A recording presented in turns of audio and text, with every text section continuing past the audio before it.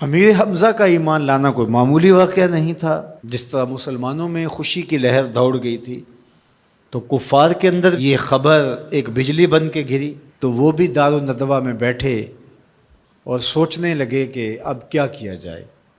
آج ایک حمزہ بن عبد المطلب گئے ہیں، کل کوئی اور چلا جائے گا تو یہ تو طاقتور ہو جائیں گے۔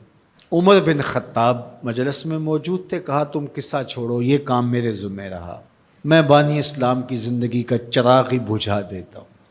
روز روز کا قصہ ہی تمام ہوتا ہے، تلوار حمائل کی اور ارادہ قتل سے گھر سے نکلتے ہیں، تقدیر ہنس کے کچھ اور ہی بول رہی ہے۔ سودا لینے کے لیے بازار گئے، سودا لینے کے لیے بازار گئے، ہاتھ اس کے بکے جس کے خریدار گئے۔ تلوار حمائل کی ہے، بانی اسلام کی زندگی کا چراغ بجھانے کی آرزو ہے، گھر سے نکلتے 22 سال کی عمر ہے، جوانی ہے، بانکپن ہے، چہرے پہ جلال ہے، خطاب کا جری جواں بیٹا ہے۔ راستے میں ایک صاحب ملے، دیکھا اور کہا کہ کیا تیور ہیں اور ارادے کدھر کے ہیں؟ کہا چراغ اسلام بجھانے جا رہا ہوں۔ کہا اس کی روشنی تو تمہارے گھر میں بھی پہنچ گئی ہے۔ پوچھا کیا ماجرا ہے؟ کہا تمہاری بہن فاطمہ بنت خطاب اور تمہارے بہنوئی سعید وہ بھی اس آقا کے غلام بن گئے۔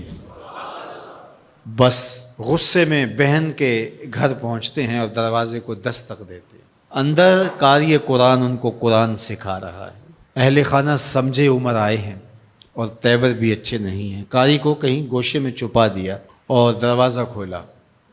دروازہ کھولنے کی دیر تھی کہ بہن پہ ٹوٹ پڑے، مار دھاڑ شروع کر دی۔ تم سابی ہو گئی ہو، تم نے آباء و اجداد کا دین چھوڑ دیا ہے۔ مار مار کے ان کو لہو لہان کر دیتے ہیں۔ تو بہن بولتی ہے عمر سنو، تم خطاب کے بیٹے ہو نا، میں بھی خطاب کی بیٹی ہوں، میں بھی اپنے موقف سے ہٹنے والی نہیں ہوں۔ حیرت زدہ ہو جاتے ہیں کہ اس عورت کے اندر یہ بجلیاں کیسے آ گئیں۔ تو سوچنے لگے اور کہا اچھا جو تم پڑھ رہے تھے مجھے بھی سناؤ۔ کہا تمہیں پہلے غسل کرنا ہوگا۔ عمر بدن دھو رہے ہیں، میرا رب دل دھو رہا ہے۔ اتنے میں قاری قرآن کے ورق لے کے آ گیا اور تلاوت ہوتی ہے، طٰہٰ ما انزلنا علیک القرآن لتشقیٰ، اے 14ویں کے چاند محبوب، ہم نے قرآن اس لیے نازل تو نہیں کیا تھا کہ آپ مشقت میں ہی پڑ جائیں۔ تلاوت ہوتی جا رہی ہے، عمر کی آنکھوں سے آنسو ٹپکتے چلے جا رہے ہیں۔ کہا عمر کی عمر برباد ہو گئی، چلو مجھے حضور کی چوکھٹ پہ لے چلو۔ اللہ اکبر۔ دار ارقم میں حضور تشریف فرما تھے، تلوار اس طرح حمائل کی ہوئی ہے اور اسی حالت میں حضور کی دہلیز پہ جا رہے ہیں۔ دروازے کے سوراخوں سے دیکھا صحابہ نے، کہا کہ عمر آ رہے ہیں، تلوار ہے ہاتھ میں۔ تو حضرت امیر حمزہ نے کہا گھبرانے کی ضرورت نہیں ہے، اگر ارادہ خیر سے آ رہے ہیں استقبال کریں گے، خوش آمدید کہیں گے، بٹھائیں گے، عزت دیں گے، اور اگر ارادہ اچھا نہیں ہے تو اسی کی تلوار سے اس کا سر کاٹیں گے۔ دروازہ کھلتا ہے، عمر حضور کے سامنے آ کے بیٹھتے ہیں اور میرے حضور کہتے ہیں عمر ابھی وہ وقت نہیں آیا کہ تم اسلام لے آؤ، اور یہی وقت تھا عمر کے اسلام لانے کا۔ حضرت عمر کلمہ پڑھتے ہیں، اشہد ان لا الہ الا اللہ وحدہ لا شریک لہ واشہد ان محمدا عبدہ ورسولہ۔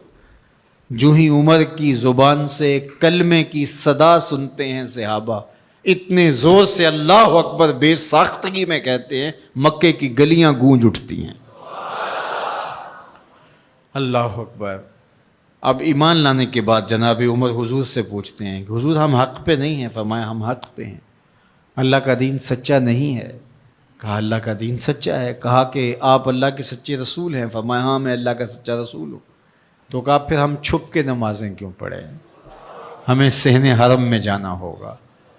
مسلمانوں کی 2 صفیں بنتی ہیں، 20 افراد کی، ایک صف کی قیادت حضرت عمر کرتے ہیں، ایک صف کے آگے حضرت امیر حمزہ چلتے ہیں، درمیان میں میرے حضور ہیں، اور صحن حرم میں پہنچ کے رب کی نماز ادا کی جاتی ہے۔ حضرت عبداللہ ابن مسعود رضی اللہ تعالیٰ عنہ فرماتے ہیں عمر کا اسلام لانا مسلمانوں کے لیے عزت کا سبب بنا، وقار کی علامت بن گیا۔